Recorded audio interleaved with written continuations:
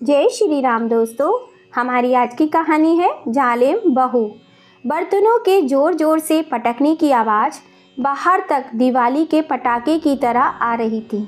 आज आरती का गुस्सा सातवें आसमान पर था, क्योंकि आज उसकी काम वाली बाई छुट्टी पर जो थी और वह कल आएगी भी या कल भी छुट्टी पर रहेगी, अभी तक तो आरती को यह भी नहीं पता था। दरअसल बाई की सास की तबीयत कुछ ठीक नहीं थी, इसीलिए वे अपने गांव गई हुई थी। आरती ने तो कहा भी था कि कोई बात नहीं है, अब तो तेरी सास वैसे भी उम्र हो चुकी है, उसकी वजह से अपना काम क्यों छोड़ती है। लेकिन लक्ष्मीबाई ने उसकी बात को बीच में काटते हुए कहा, मैम साहब, अगर मेरा काम छूट भी गया तो मुझे दूसरा काम मिल जाएगा। अगर मेरी सास मेरे जाने से पहले मुझे छोड़कर चली गई तो ना तो मैं उन्हें दोबारा कभी बोलते हुए देख पाऊंगी और ना ही कभी उनकी आवाज़ सुन पाऊंगी, अपने मन की बातें ना उनसे कह पाऊंगी। और वैसे भी मेरी सास मुझे बहुत प्यारी है, आखिर शादी के बाद उन्होंने ही तो मेरा इतना ख्याल रखा था, और अब जब मेरी बारी आई तो मैं उन्हें अंतिम समय में अकेला नहीं छोड़ना चाहती। आप अपना देख लीजिए मैम साहब, जैसे आपको ठीक लगे। अगर आपको कोई और काम वाली मिल जाए तो मेरे आने से पहले आप उसे रख लेना। मेरा नहीं पता अभी कुछ दिन मुझे कितने दिन लगेंगे, पर कम से कम 4 से 5 दिन तो मान के ही चलो। लक्ष्मीबाई अपना काम निपटा कर चली गई। इधर आरती सोच में पड़ गई कि आखिर वह कैसे करेगी सब कुछ। अपनी सास के लिए लक्ष्मीबाई अपना काम धाम छोड़ने को तैयार है। कितने बेवकूफ़ लोग होते हैं। उस बूढ़ी सास के लिए अपने बच्चों के पेट पर लात मार कर चली गई, गवार कहीं की। आज के बाद यह इस घर में आई भी तो मना कर दूंगी। काम करती करती आरती बड़बड़ा रही थी, यह गरीब लोग भी ना सच में बेवकूफ़ होते हैं, तभी तो लाइफ में कुछ कर नहीं पाते। अब मुझे ही सारा काम करना पड़ेगा। किचन का काम करके जैसे ही आरती फ्री हुई तो उसने अपनी पड़ोसन को फ़ोन करके कहा कि वह उसके लिए एक काम वाली ढूंढने में मदद करे, क्योंकि वह अकेले घर का सारा काम दिन में नहीं संभाल पाती। वह अपना काम करके आराम करने चली गई। तभी उसके बच्चे आ गए और फिर वह उनके लिए खाना बनाने में लग गई। आरती के 2 बच्चे थे और दोनों ही लड़कियां थीं। स्कूल से आते ही दोनों भूख भूख करके चिल्लाने लगे। आरती जो अभी अभी आराम करने के लिए गई थी, फिर से उठकर काम में लग गई। 2 दिन में ही आरती की हालत खराब हो चुकी थी और वह कोई काम वाली ढूंढना चाह रही थी, क्योंकि घर का काम उसके बस का नहीं था। वह अगले दिन बाजार में सब्जियां लेने गई और वहां पहुंचकर उसने सब्जियां खरीदना शुरू किया। उसे तो यह भी नहीं पता था कि सब्जियां कैसे लेनी चाहिए। हद तो तब हो गई जब वह बाजार से जैसे तैसे सब्जियां लेकर निकली और ऑटो में बैठने लगी। जब ऑटो में बैठकर अपने घर वापस आ रही थी तो उसने वहां सड़क पर खड़े हुए एक बुजुर्ग औरत को देखा, जिसे देखकर वह पूरी तरह सक पका गई। और अब वह घबराती हुई ऑटो चालक से बोली, भैया ऑटो यहीं रोक दो। भैया मैंने कहा ना ऑटो यहीं रोक दो। अचानक से आरती के चिल्लाने पर ऑटो वाले ने वहीं ऑटो रोक दिया और बोला, क्या हुआ मैडम, आपने अचानक ऑटो क्यों रुकवा दिया। ऑटो रुकते ही आरती ऑटो से उतरकर पीछे की ओर दौड़ती गई, जहां उसने उस बूढ़ी औरत को देखा था। लेकिन जब तक वह वहां पहुंची, वह औरत बाइक पर बैठकर वहां से जा चुकी थी और आरती की आंखों से ओझल हो गई। जब वह औरत आरती को कहीं नहीं दिखी तो आरती और ज़्यादा बेचैन और परेशान हो गई। वह इधर उधर देखती रही पर वहां कोई नहीं दिखा। आरती वापस आकर उस ऑटो में बैठ गई। ऑटो में बैठने के बाद भी आरती सोच में डूबी हुई थी। उसे इस तरह देखकर ऑटो वाले ने पूछा, क्या हुआ मैम साहब, आपका कोई रिश्तेदार था क्या। आरती बोली, नहीं नहीं कुछ नहीं, तुम चलो। ऑटो वाला ऑटो लेकर घर की ओर चल दिया। आरती पूरे रास्ते ही नहीं बल्कि घर पर आने के बाद भी गहरी सोच में डूबी हुई थी। घर पर आते ही वह सबसे पहले अपनी सास की तस्वीर के आगे आकर खड़ी हो गई और बोली, ऐसा कैसे हो सकता है। अपनी सास की तस्वीर को देखते हुए वह गहरी सोच में डूब गई और बीती यादों में खो गई। जब वह शादी करके इस घर में आई थी, उसके कुछ समय के बाद उसे अपनी सास से बड़ी ही परेशानी होने लगी थी। लेकिन उसकी सास जब भी उसे थोड़ा बहुत भी कुछ कहती तो उसे बहुत बुरा लगता था और वे दिन रात बस अपनी सास की बुराई ही करती रहती थी, कभी अपनी फ़ोन पर अपने भाई बहनों से तो कभी अपनी सहेलियों से। मैं हर समय अपनी सास को कोसती रहती थी। ना जाने मेरे माँ बाप ने मुझे कैसी जगह छोड़ दिया है, जिसे देखो बस अपना अपना सोचते हैं। इधर वह बुढ़िया है, पूरे दिन जान खाती रहती है, और उधर पति की ना सुनो तो वह सर पर नाचने लगता है। आखिर करूँ तो मैं क्या करूँ? कभी कभी तो मन करता है कि या तो इन लोगों को मार दूँ या फिर खुद मर जाऊँ। बड़बड़ाती हुई आरती काम में लगी हुई थी। दरअसल शादी के बाद भी आरती की सास सरला जी ने घर की सारी जिम्मेदारियां आरती के सर पर नहीं डाली। वे समझती थी कि आरती अभी छोटी है इन सारी जिम्मेदारियों को संभालने के लिए। धीरे धीरे वह घर की जिम्मेदारियां भी संभालने लगेगी। पहले उसे चूल्हा चौका संभालने देती हूँ।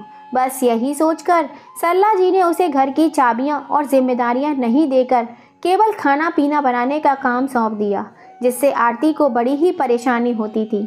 आरती को खाना बनाना तो कभी पसंद था ही नहीं, लेकिन फिर भी वह किसी से कुछ नहीं कहती और खाना बनाती बनाती बड़बड़ाती रहती थी। एक दिन जब वह खाना बनाते हुए बड़बड़ा रही थी, तब सरला जी ने उसकी सारी बात सुन ली। उन्होंने आरती को अपने पास बुलाकर कहा, आरती बेटा, अगर तुम्हें खाना बनाना अच्छा नहीं लगता तो मुझे बता दिया होता, मैं तुझे खाना बनाने का काम क्यों देती। कोई बात नहीं, कल से घर के छोटे मोटे काम तुम संभाल लिया करना, बाकी खाना पीना मैं खुद देख लूँगी। बस मेरी थोड़ी बहुत मदद कर दिया करना। आरती भी अपनी सास की बात सुनकर बड़ी ही खुश हो गई, और अब तो वह अपनी सास का हाथ बटाने भी लगी थी, और उसकी सास भी खाने पीने का सारा काम संभाल लेती थी और घर की सारी जिम्मेदारियां भी। सरला जी आरती को सारा काम सिखाना चाहती थी, लेकिन आरती थी कि कुछ सीखना या करना नहीं चाहती थी। अगर उसे सीखने या करने को कह दिया जाता तो वह शुरू हो जाती कि हाँ हाँ, इस घर में तो मुझे मुफ्त की नौकरानी बनाकर लाए हो, मैं यहाँ आई हूँ तुम्हारे काम करने के लिए ही, बस पूरे दिन तुम्हारी रोटी कपड़े में ही लगी रहूँ, मेरी अपनी तो कोई ज़िंदगी ही नहीं है। उसकी इन बातों को सुनकर भी आरती से सरला जी कुछ नहीं कहती। अब सरला जी ने आरती से किसी भी काम के लिए कहना छोड़ दिया था। वह सारा काम खुद ही संभाल लिया करती थीं। लेकिन एक दिन छत पर पानी गिरा हुआ था, जिस पर पैर फिसलने से सरला जी नीचे आ गिरी। उनकी चीख सुनकर घर के सभी लोग वहां एकत्रित हो गए। घर डॉक्टर को दिखाने पर पता चला उनके हाथ की कलाई वाली एक हड्डी टूट गई है और कमर की हड्डी में भी बल आ गया है, हल्का सा यानी फ्रैक्चर हुआ है। इसलिए सरला जी को डॉक्टर ने महीने भर का कंप्लीट बेड रेस्ट करने को लिए बोल दिया। बस फिर क्या था, अब तो जैसे आरती की आफत ही आ गई। घर का सारा काम उसे ही करना पड़ता। ऐसे में उसने एक छोटे मोटे काम के लिए बोल दे तो बस उसका तो पारा आसमान पे चढ़ जाता। तब आरती के पति विकास ने उसकी सुविधा के लिए एक काम वाली बाई रख दी, जो सुबह आकर झाड़ू पोंछा बर्तन का काम निपटाया जाया करती थी। लेकिन आरती को तो खाना बनाना भी बहुत बड़ा काम लगता था, और ऐसे में सरला जी के काम भी बढ़ गए थे। उन्हें नहलाना, उनके कपड़े बदलना, सर धुलाना, नाश्ता कराना जैसी चीज़ें अब फिर से एक और फुल टाइम केयर टेकर सरला जी के लिए रखी गई, और सरला जी का वो पूरा ध्यान रखती थी। अब आरती के लिए केवल उसके घर के काम ही रह गए थे, जिसके लिए उसके पति ने एक काम वाली बाई भी लगाई हुई थी। लेकिन फिर भी आरती को इन जरा जरा सी बातों से इतनी परेशानी होती थी कि बस क्या पूछो। एक दिन सरला जी सोकर उठी तो उन्होंने आरती को आवाज़ लगाई, आरती बेटा, मेरे लिए एक गिलास गर्म पानी दे जा। सरला जी की रोज़ सुबह उठकर गर्म पानी पिया करती थी, और आज सरला जी की केयर टेकर छुट्टी पर थी, इसलिए सरला जी ने आरती को आवाज़ लगाई। आरती ने उन्हें पानी दिया और अपने कमरे में जाकर सो गई। करीब 8 बजे के आसपास सरला जी ने आरती को आवाज़ लगाते हुए कहा, आरती बेटा उठ जा, तुझे बच्चों के लिए नाश्ता भी बनाना है और विकास भी ऑफिस जाएगा, तुझे उसके लिए भी लंच पैक करना है, उठ जा, वरना पूरा दिन तुझे काम में ही निकल जाएगा। आरती बड़बड़ाती हुई उठी। इस घर में पूरा दिन बस काम काम काम, यही नहीं जरा सा देर आराम करने दें। आरती बड़बड़ाती हुई उठ गई और किचन में जाकर लग गई। किचन में नाश्ता वगैरह बनाकर सबको नाश्ता कराया और सब अपने अपने काम पर निकल गए। विकास ने बच्चों को स्कूल छोड़ दिया और खुद और ऑफिस चला गया। घर पर सरला जी और आरती ही थे। आरती आज फिर से अपने किचन का काम करती हुई बड़बड़ा रही थी। भगवान जाने कब ठीक होगी यह बुढ़िया। अब तो कितने दिन हो गए पड़े पड़े, पता नहीं इतनी चोट लगी भी है या नहीं, वैसे ही ड्रामा कर रही है। भगवान जाने कब उठेगी। एक तो मैं हूँ जो पूरा दिन घर में काम में लगी रहती हूँ और एक ये महारानी पूरा दिन बिस्तर पर पड़ी रहती है। मेरा तो कभी कभी ऐसा दिल करता है कि बस कोई रास्ता मिल जाए और इस मुसीबत से छुटकारा पाने का, तो सब ठीक हो जाएगा। आरती ने किचन ख़त्म किया और अपनी सास के पास आकर बैठ गई। करीब 11 बजे थे और अब तक झाड़ू बर्तन करने वाली बाई भी आ चुकी थी। सरला जी ने आरती से कहा, तुमने अभी तक मुझे खाने के लिए कुछ नहीं दिया। अगर फ्री हो गई हो तो मुझे कुछ खाने के लिए दे दो, बहुत भूख लगी है बेटा। आरती उठी और तेज कदमों से किचन में सेब काट कर ले आई और अपनी सास के आगे लगभग पटकते हुए बोली, लो खा लो, वैसे भी बहुत कमज़ोरी आ गई होगी ना, दूर हो जाएगी। तब सरला जी अपनी आंखों की नमी छुपाते हुए आरती से बोली, आरती बेटा 1-2 दिन की बात है, फिर मेरी केयर टेकर वापस आ जाएगी और फिर मजबूरी नहीं होती तो मैं भी यहाँ बैठी नहीं होती, तेरे काम में हाथ बटा देती, पर मैं क्या करूँ, मजबूरी है और परिवार में कभी कभार ऐसी मजबूरी आ ही जाती है। ऐसे में व्यक्ति को थोड़ी बहुत परेशानी उठानी ही पड़ती है। तब आरती अपनी सास को आंख दिखाती हुई बोली, पड़े पड़े खाने को मिल रहा है ना, फिर फालतू के लेक्चर देने की क्या ज़रूरत है। जब इंसान को कुछ करना ना पड़े और उसे सब कुछ बैठे बैठे मिल जाए तो वह इसी तरह भाषण देता है जैसे तुम दे रही हो। कुछ करना धरना नहीं, बस फालतू में ज्ञान देने चली जाती हो। फिर से बुदबुदाती हुई आरती अपने कमरे में चली गई।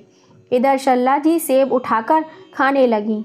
इधर विकास की कंपनी में विकास की अपने किसी सीनियर ऑफिसर से बहस के चलते कंपनी से उसे निकाल दिया गया और अपना लटका सा मुंह लेकर घर वापस आया तो उसकी उदासी देखकर सरला जी ने उसे अपने पास बिठाया और बोली, क्या हुआ विकास, तू इतना परेशान क्यों है बेटा, कोई बात है तो मुझे बता।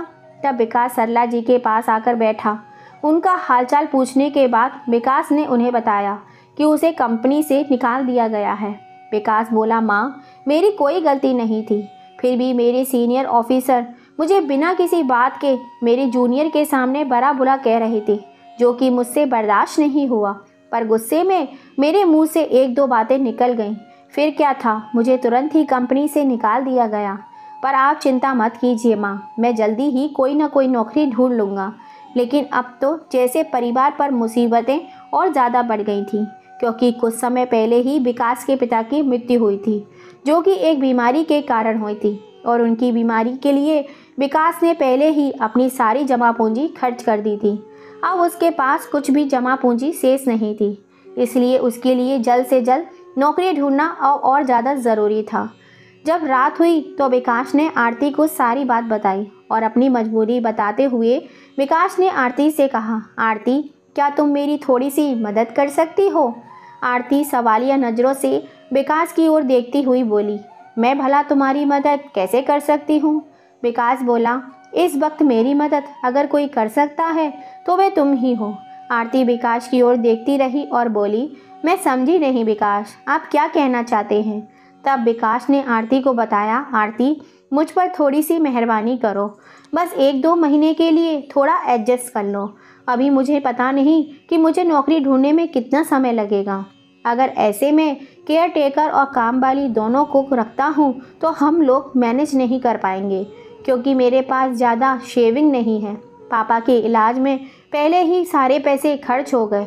इस पर आरती विकास का साथ देने के बजाय भड़कती हुई बोली, मैंने तो तुमसे पहले ही कहा था, जब तुम अपने बूढ़े बाप पर पैसे लुटाए जा रहे थे, मैंने तब भी कहा था कि इन पैसों को बचा कर रखो, कुछ नहीं होगा। अरे इस उम्र में इंसान का मरना तो तय है, आज नहीं तो कल मरना ही है।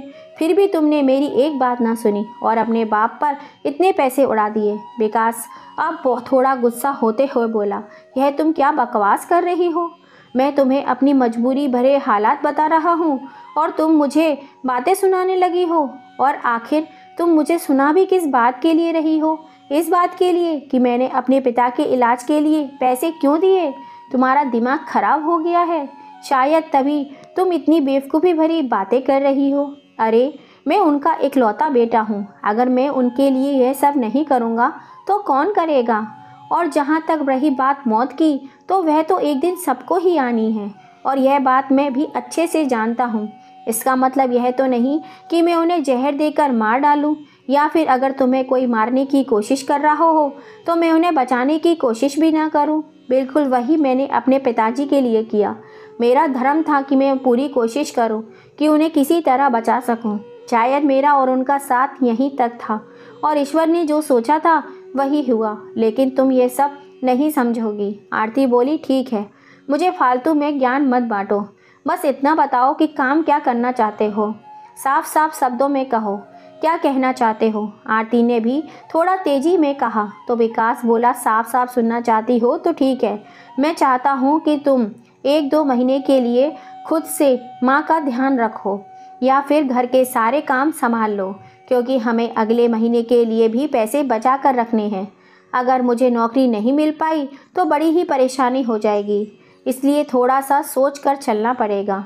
और फिर तुम्हें कुछ करने के लिए भी नहीं कह रहा हूँ, बस घर के ही तो काम करने हैं और माँ का ध्यान रखना है। आरती अपनी मुँह सिकुड़ती हुई बोली, अच्छा, बस घर का काम और तुम्हारी माँ का ध्यान रखना है? तुम तो ऐसे खुद हो, और ऐसे ही तुमने मुझे नौकरानी बना रखा है। वैसे पूरे दिन कामों में लगे रहो, और अभी तक तो जो समय मिल जाता था आराम करने का, अब वह भी नहीं मिलेगा। बस तुम्हारी माँ के कपड़े धो तो कभी उन्हें खाना खिलाओ। मेरा तो 1-2 दिन में ही यही हाल है, फिर मैं 1-2 महीने भला कैसे संभालूंगी? इस पर विकास ने कहा, ठीक है बाबा, 2 महीने नहीं तो बस 1 महीने ही सही। मैं वादा करता हूँ कि मैं 1 महीने में ही कहीं से भी नौकरी ढूंढ लूँगा। बस 1 महीने के लिए थोड़ा मैनेज कर लो। विकास ने लगभग विनती करते हुए आरती से कहा। आरती इस बार मना नहीं कर पाई। मैं मन मारते हुए बोली, ठीक है, मैं कोशिश करूँगी, और अपनी माँ को समझा देना कि मुझसे ज़्यादा मीन मेक ना निकाला करें। जैसा कर दूँ वैसा ठीक है, जैसा दे दूँ चुपचाप वैसा ही खा लें, 3-5 ना करें। विकास ने आरती को शुक्रिया बोलते हुए कहा, थैंक यू सो मच आरती, तुम नहीं जानती कि तुमने मेरी कितनी बड़ी मुश्किल आसान कर दी। मैं तो सुबह से सोच सोच कर परेशान था कि तुम कैसे मानोगी। फाइनली तुम मान ही गई। अगली सुबह सब अपने अपने कामों में लग गए। आरती की तो जैसे आफत ही आ गई थी, और सच में उस पर काम का दबाव ज़्यादा ही बढ़ गया था। लेकिन मजबूरी थी, ऐसे में कोई रास्ता भी तो नहीं दिखाई दे रहा था। और बेचारी सरला जी भी अपने जितने भी काम संभव होते वह खुद कर लिया करती थी, जैसे ब्रश करना, एक हाथ से खाना खाना। वह खाट से उठ नहीं सकती थी, इसलिए ज़्यादा काम नहीं कर पाती थी। इस मुश्किल घड़ी में वे जितना हो सके उतना सहयोग कर रही थी, और आरती उनसे पूरी तरह उकता चुकी थी। अभी तक हफ्ता भी नहीं हुआ था, और आरती का बर्ताव अब पूरी तरह से बदल चुका था। आरती अपनी सास से बिल्कुल भी तमीज़ से बात नहीं करती थी, हमेशा बुढ़िया बुढ़िया कहती रहती थी। यदि सरला जी किसी काम से आवाज़ लगाती तो कई बार वह आवाज़ सुनकर भी टाल दिया करती थी। यह सब सरला जी को भी समझ में आ रहा था, लेकिन वह क्या कहती, वह मजबूर थी। बेचारी सब कुछ सहन कर रही थी। आरती पर काम का दबाव बहुत ज़्यादा बढ़ गया था, इसलिए कभी कभी थोड़ा चिड़चिड़ा जाती थी। यही सोचकर खुद को बहला लिया करती थी। आरती जब बाज़ार जाया करती थी तो वहाँ उसे एक औरत मिल जाया करती थी, जिससे उसकी 2-3 मुलाकात में ही अच्छी खासी दोस्ती हो गई। वह उसे अपने परिवार की सारी बातें साझा किया करती थी। उसने अपनी सास की हालत के बारे में और अपनी हालत के बारे में उस औरत को सब कुछ बताया। उसे बताया किस तरह से उसके ऊपर काम का बहुत दबाव आ गया है। तो उस औरत ने आरती को ऐसा सुझाव दिया जिसे सुनकर आपके भी पैरों तले ज़मीन खिसक जाएगी। उस औरत ने आरती से कहा कि आरती, यदि तुम अपनी सास से छुटकारा पाना चाहती हो तो अपनी सास को रास्ते से हटा देना चाहिए। इससे आरती की सारी मुश्किलें भी आसान हो जाएंगी, और दिन भर उसे किसी की किट भी नहीं सुनाई पड़ेगी। यहाँ तक कि उनके खर्चे भी कम हो जाएंगे। शुरू में जब उस औरत ने आरती से यह सब कहा तो आरती को यह सब सुनकर बहुत बेकार का सुझाव लगा, लेकिन जब वह घर आई और घर आकर अपने कामों में लगी, तब भी वह इसी बारे में सोच रही थी जो बाजार में मिलने वाली उस औरत ने आरती से कहा था। आरती सोच में डूबी रही और अगली बार जब वह उस औरत से फिर से मिली तो उसने उनसे पूछा कि तुमने मुझे यह तो कहा कि अपनी सास को रास्ते से हटा सकती हो, पर कैसे? मुझे तो कुछ समझ नहीं आता। और अगर गलती से मेरे पति को पता चल गया तो वह मुझे छोड़ेंगे नहीं बल्कि जान से मार देंगे। वह अपनी माँ से बहुत प्यार करते हैं। तब उस दूसरी औरत ने कहा, अरे कुछ नहीं होता, मैंने भी अपनी सास को ऐसे ही ठिकाने लगाया था, वह भी मेरी ज़िंदगी में रोड़ा बनी हुई थी। उस औरत की बातों में आकर आरती अब एक गलत दिशा की ओर मुड़ चुकी थी और उसे इस बात का अंदाज़ा भी नहीं था।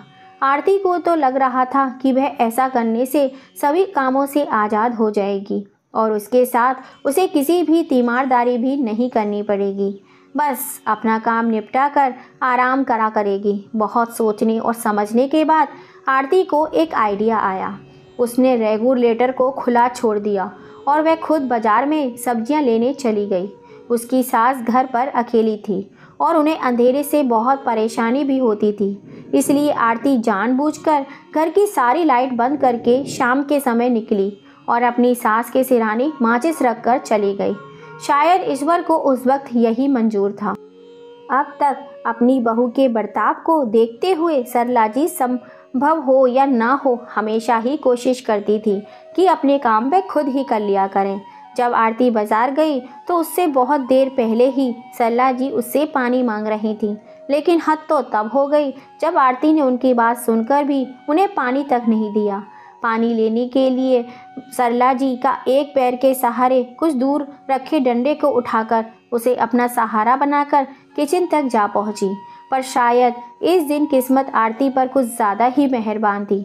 जुकाम के कारण सरला जी कुछ ना सूंघ पाई और बेचारी जैसे ही गर्म पानी करने के लिए गैस चलाने लगी वैसे ही किचन में ब्लास्ट हो गया और पूरे किचन में आग लग गई। पूरे घर में धुआं ही धुआं हो गया। जब आरती बाजार से लौटी तो वह उस धुएं को देखकर बहुत खुश हुई। उसे लगा कि अब उसकी सारी मुसीबत जड़ से उसमें ख़त्म हो गई हैं। अब उसे उसकी सास की रोज़ रोज़ की किटकिट नहीं सुननी पड़ेगी। मन ही मन अपनी खुशी को दबाती हुई आरती अपने घर की ओर दौड़ी और ज़ोर ज़ोर से चिल्लाने लगी। आसपास के लोग आरती के घर के पास आवाज़ सुनकर आ गए, जिन्हें देखकर आरती और दहाड़े मार मार कर रोने लगी और ऐसा दिखावा करने लगी कि वह अपनी सास को बचाने के लिए मरी जा रही है। वह अपने घर में बार बार जाने की कोशिश करने लगी, लेकिन पड़ोसियों ने उसे अंदर जाने से रोक दिया। शाम हुई और अब तक विकास भी वापस लौट चुका था, जो कि अपना काम मिलने की खुशी में बहुत खुश था। दरअसल जब से नौकरी छूटी थी, विकास डेली किसी न किसी कंपनी में इंटरव्यू देने के लिए जाया करता था और आज सुबह ही विकास नौकरी ढूंढने गया था और वहां अपने हाथ में मिठाई का डिब्बा वापस लेकर आया, क्योंकि आज उसे नौकरी मिल चुकी थी। जैसे ही उसने अपने घर के बाहर इतनी भीड़ लगी हुई देखी, वह अपने घर की ओर दौड़ा। पास जाकर देखा उसके घर में आग लगी हुई थी और आरती चिल्ला चिल्ला कर रो रही थी और अपनी सास को पुकार रही थी, जिसे देखकर विकास हड़बड़ा गया और घबराते हुए बोला, आरती यह सब क्या हो गया और माँ कहाँ है? तब आरती रोते रोते घर की ओर इशारा कर दिया, जहाँ अभी भी धुआं उठ रहा था। विकास ने जैसे ही घर की ओर देखा तो उसकी चीख निकल गई और वह अपनी माँ को बचाने के लिए घर की ओर दौड़ा, लेकिन पड़ोसियों ने उसे पकड़ लिया तो वह चिल्लाता रह गया और रोता रहा, अपनी माँ को पुकारता रहा, लेकिन अब तक शायद बहुत देर हो चुकी थी। वहाँ खड़े हुए पड़ोसियों ने पुलिस को फ़ोन किया और फायर ब्रिगेड भी अब तक आ चुकी थी। घर में लगी आग को बुझाया गया और जैसे ही सबने अंदर जाकर देखा तो किचन में एक महिला की लाश पड़ी हुई थी, जिसका चेहरा बुरी तरह से झुलस गया था। किचन में कुछ काम कर रही थी, जिसके कारण उसकी यह दशा हो गई। अब तो विकास का रोते रोते बुरा हाल था। उसकी बीवी आरती झूठ मूठ का दिखावा कर रही थी। ऐसे ही समय बीत गया। सरला जी की 13वीं का दिन भी आ गया। अब आरती और उसका पति विकास दोनों उसी घर में खुशी खुशी रह रहे थे। समय के बाद साथ साथ विकास ने भी अपने दुखों को बुलाना चाहा और विकास और आरती के बच्चे बड़े हो रहे थे। और यह सब बच्चों के सहारे ही संभव था, जो विकास इतने बड़े दुख को भुला रहा था। अब सब अपनी अपनी ज़िंदगी में व्यस्त हो चुके थे। विकास की नौकरी पहले से भी ज़्यादा अच्छी जगह पर लग चुकी थी, इसीलिए घर में किसी भी चीज़ की कोई परेशानी नहीं थी। विकास एक कामवाली भी लगाई हुई थी, जो कि घर के लगभग सभी काम कर दिया करती थी। बच्चों के कुछ कामों को आरती निपटा दिया करती थी। बस कुछ दिनों के लिए कामवाली लक्ष्मीबाई अपने घर गई हुई थी, जिसके कारण आरती को बाजार जाना पड़ा और उसने वहां पर उस बूढ़ी औरत को खड़े हुए देखा था। तभी पीछे से बच्चों की आवाज़ ने उसे नींद से जगा दिया। स्कूल से आकर बच्चे खाना खाने के लिए चिल्ला रहे थे। तभी खुद को संभालती हुई आरती बोली, जिस इंसान का अंतिम संस्कार मैंने अपने हाथों से किया, आखिर वह वापस कैसे आ सकती है? ऐसा कैसे हो सकता है? नहीं नहीं, यह संभव नहीं है। जरूर मुझे कोई गलत फहमी हुई होगी। मन ही मन खुद को समझाती हुई आरती बाहर चली गई, पर उसकी सास का चेहरा उसकी आंखों के आगे घूम रहा था। वह जाकर अपने बच्चों के लिए खाना बनाने लगी। जब वह खाना बनाने के लिए किचन में गई तो पुरानी सारी बातें उसके दिमाग में घूम गईं कि उसकी सास जब यहाँ खाना बनाने आई होगी या किचन में कुछ काम करने आई होगी, तब उसे वह ब्लास्ट के कारण उसकी जान चली गई होगी, जिसका अंतिम संस्कार हमने अपने हाथों से किया। तो वे आखिर जिंदा कैसे हो सकती हैं? इस सवाल ने आरती को अंदर तक झकझोर कर रख दिया था। वह ना कुछ खा पा रही थी और ना ही कुछ पी पा रही थी। शाम को जब विकास अपने ऑफिस से लौटा तो उसने नोटिस किया कि आरती कुछ परेशान है और खोई खोई सी है। विकास ने आरती को छेड़ते हुए कहा, आरती क्या हुआ, बड़ी परेशान हो? अरे यार, फिर से तुम्हारी कामवाली बाई तुम्हें छोड़कर चली गई, इसलिए दुखी हो क्या? बेकार और उसकी बेटी हंसने लगी, पर आरती के चेहरे पे तो हंसी कोसों दूर थी। विकास को लगा शायद कोई सीरियस बात है। खाना खाकर सभी लोग अपने अपने कमरे में सोने के लिए चले गए। तब विकास ने दोबारा आरती से पूछा तो आरती ने बताया कि मैंने आज सुबह बाजार में मम्मी जी को खड़े हुए देखा था। जब तक मैं वहां पहुंची तब तक वह जा चुकी थी। मैंने उन्हें अपनी आंखों से गाड़ी पर बैठकर जाते हुए देखा और देखते ही देखते मैं मेरी आंखों से ओझल हो गई। विकास इस बात को सुनकर बिल्कुल चौंक गया। उसके चेहरे पर खुशी और आश्चर्य के भाव आ गए। वह खुश इसलिए था क्योंकि उसके मन में एक आस जाग गई कि उसकी माँ अभी जिंदा है, लेकिन आश्चर्य इस बात का था कि आखिर कोई व्यक्ति का अंतिम संस्कार उसने अपने हाथों से किया था, वह जिंदा कैसे हो सकता है? और अगर उसकी माँ जिंदा थी या जिंदा है तो वह अब तक अपने बेटे से दूर क्यों है, अपने घर क्यों नहीं आई? विकास भी इस सब बातों को सुनकर बहुत परेशान हो गया और यह सवाल उसके मन में आने लगे। फिर आरती ने खुद ही सोचा कि विकास यदि अपनी माँ को ढूंढने निकल पड़ा तो क्या होगा? फिर से उसके साथ उसकी सास उसके सर पर आकर धमकेगी, जिसे इतनी मुश्किलों के बाद उसने खुद से दूर किया था। आरती तो मन ही मन में सोचकर खुश हो रही थी कि चाहे जैसे भी हो, उसकी सास अगर जिंदा भी है तो वह घर तो नहीं आ रही है ना। फिर विकास से कुछ कहने की कोशिश की। इसका मतलब जैसा आरती को चाहिए था उसकी ज़िंदगी तो बिल्कुल वैसे ही चल रही थी। पति और बच्चे ही थे केवल अब उसकी ज़िंदगी में। आरती ने विकास को सोच की दुनिया से बाहर निकालते हुए कहा, हो सकता है मुझे कोई गलतफहमी हुई हो, तुम छोड़ो, इतना मत सोचो। हो सकता है कोई और हो और मुझे लगा कि माँ जी हैं। विकास को भी लगा कि शायद आरती सही कह रही है। आखिर मरने के बाद कोई इंसान वापस कैसे आ सकता है? उसने भी सोचा कि शायद आरती को कोई गलतफहमी हुई होगी।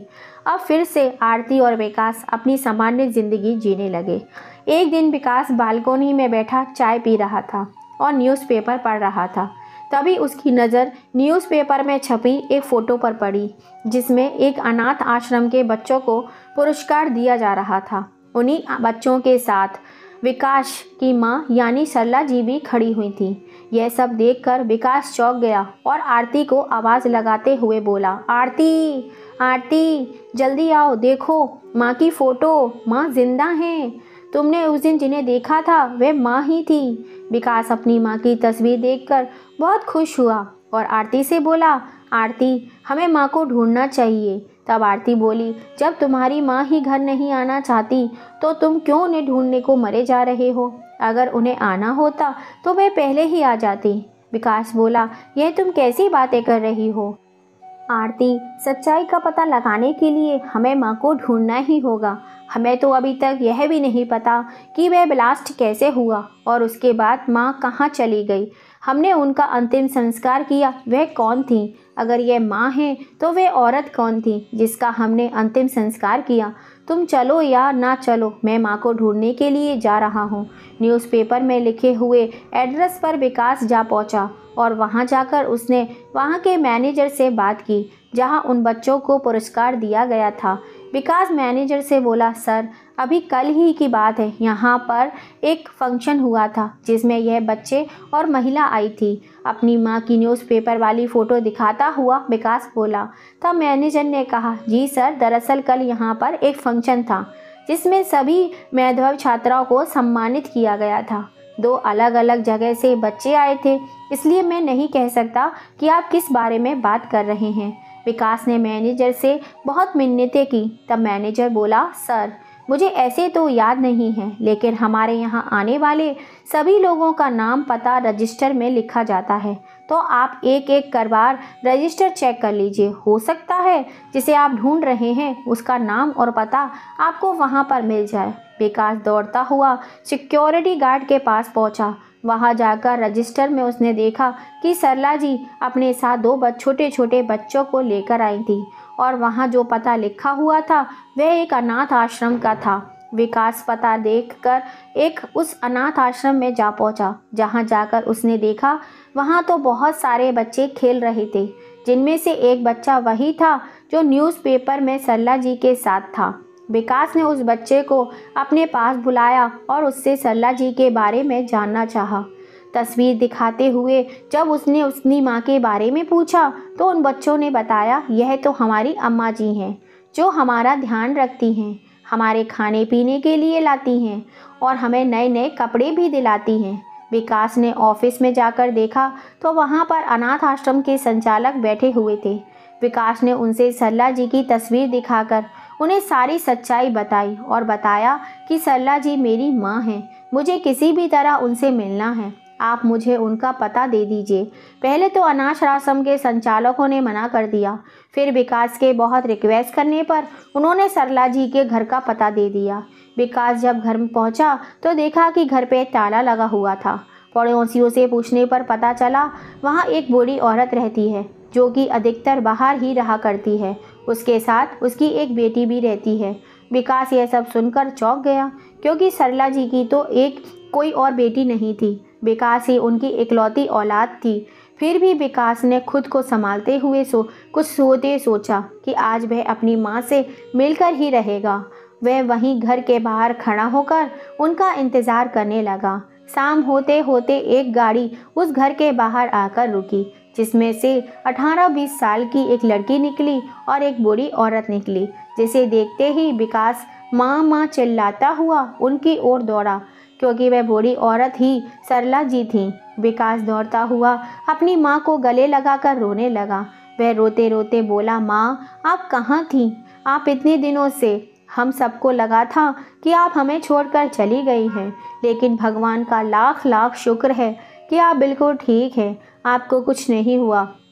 मैं आपको सही सलामत देखकर बहुत खुश हूँ माँ, बहुत ज़्यादा खुश हूँ। सरला जी ने भी विकास के सर पर हाथ रखा और रोती हुई बोली, मैं भी इतने सालों के बाद अपने बेटे को अपने सामने देखकर बहुत खुश हूँ बेटा।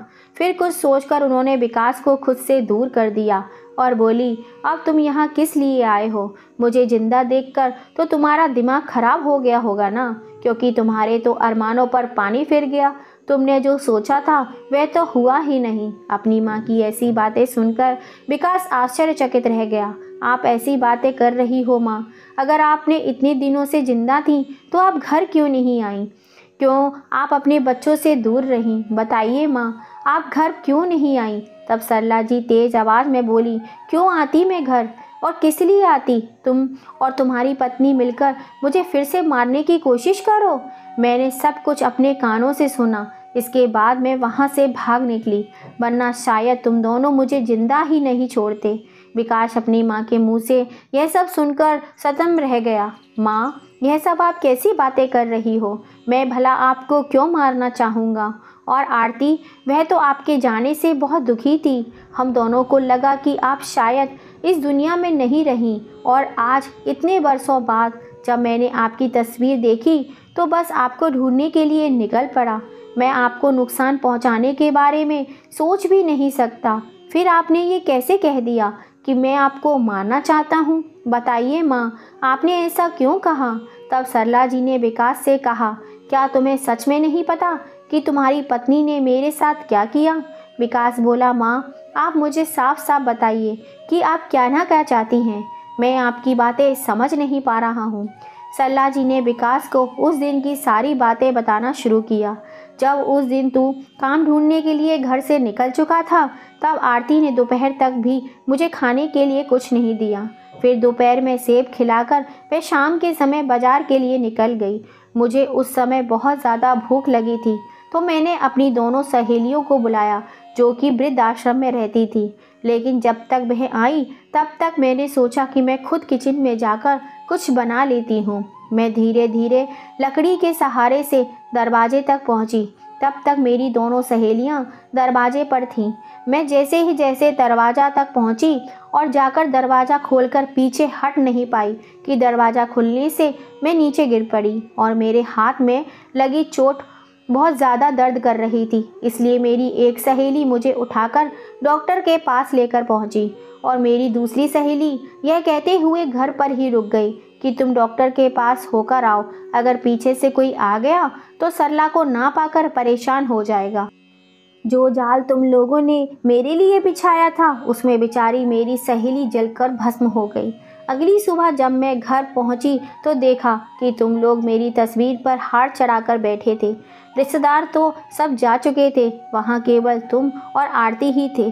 जब तुम उठकर अपने कमरे में चले गए तो मैं अंदर आ रही थी कि तभी मैंने आरती को किसी से फ़ोन पर बात करते हुए सुना। वह कह रही थी कि मैंने जैसे सोचा था बिल्कुल वैसा ही हुआ। बुढ़िया का काम तमाम हो गया है और किसी को मुझ पर शक भी नहीं हुआ। अब तो जैसा मेरा मन करेगा वैसे ही रहूँगी। मेरे रास्ते का रोड़ा अब ख़त्म हो गया। सामने से दूसरे व्यक्ति ने कहा, अगर विकास को यह सब पता चला तो? तब आरती ने उससे कहा था कि अगर विकास को पता भी चल गया तो कोई बात नहीं, विकास मुझे कुछ नहीं कहेंगे।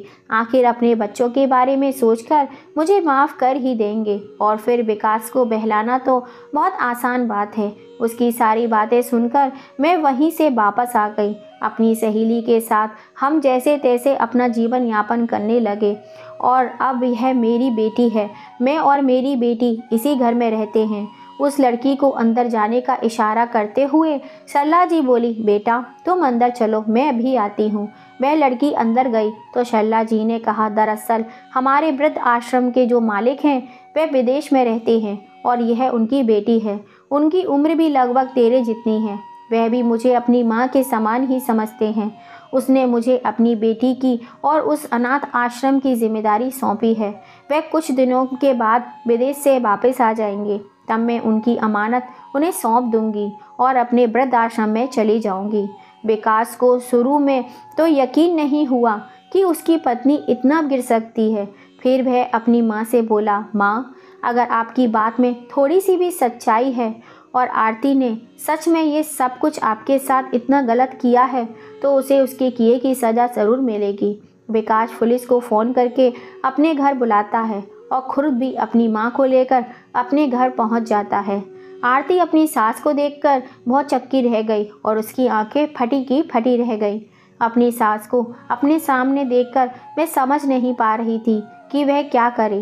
तभी पुलिस भी वहां आकर पहुंच गई। आरती घबराकर वहां से भागने लगी, लेकिन पुलिस ने उसे पकड़ लिया और पूछताछ करने में आरती ने अपना हर जुर्म कबूल कर लिया। आज आरती जेल में पड़े पड़े अपने पाप की सज़ा भुगत रही है और विकास अपने बच्चों और अपनी माँ के साथ अपने घर में एक अधूरी सी ज़िंदगी जी रहा है। कहीं ना कहीं आरती की कमी तो उन्हें खलती है, लेकिन उसे उसकी गलती की एहसास दिलाकर उसके गलत कामों की सज़ा दिलाना भी ज़रूरी था। साथ ही उस औरत को भी सज़ा दिलाना ज़रूरी था जिसने अपनी सास को इसी प्रकार मार डाला। और आरती ने जब पुलिस के सामने ये सारा जिक्र किया तो पुलिस ने भी उसे लपेटे में ले लिया। 10 साल की उम्र कैद के बाद वे दोनों आज़ाद हुईं और इस कैद से रिहा होकर आरती जब अपने घर पहुंची तब तक उसने अपने सभी रिश्ते खो दिए थे। वह घर के अंदर तो रह रही थी लेकिन कभी भी ना तो उससे कोई बात करना चाहता था, ना ही उसे अपने पास आसपास देखना चाहता था। लेकिन क्या करते, जो रिश्ते ईश्वर ने बना दिए थे बस उन्हें निभा रहे थे। आरती ने अपने हाथों से अपनी ज़िंदगी बर्बाद कर ली। तो दोस्तों, आरती ने जो अपनी सास के साथ किया उसकी सज़ा दिलाने के लिए विकास ने जो अपनी पत्नी के साथ किया वो सही था या गलत? अपनी राय हमें कमेंट करके ज़रूर बताइएगा। तभी कहते हैं अपने घर गृहस्थी की बातें अपने आस पड़ोसियों को नहीं बतानी चाहिए, क्योंकि कब वो हमारा दिमाग गलत रास्ते पर ले जाएं पता नहीं। अगर कहानी पसंद आई हो तो प्लीज़ इसे ज़्यादा से ज़्यादा शेयर कीजिएगा। फिर मिलेंगे आपसे ऐसे ही किसी कहानी के संग। जय श्री राम।